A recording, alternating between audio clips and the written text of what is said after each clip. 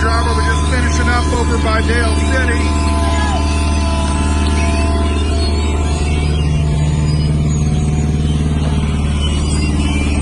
Looks good. There's another one we just did over here about an hour ago at the end of the cul-de-sac.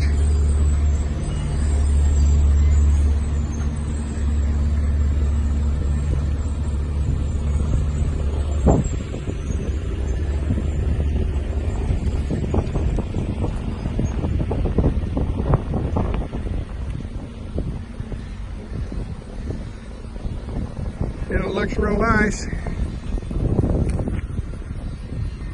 So we got two of them right here close to one another. We do that a lot. We'll come in and pave a driveway, or two or three on one street, or we'll be doing a job and somebody will come around and want us to go ahead and do theirs while we're out.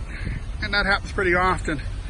But yeah, here's the first one we did. It looks good. And you saw the other one that they're finishing up, and it also looks good. So give us a call if you need to have a driveway done.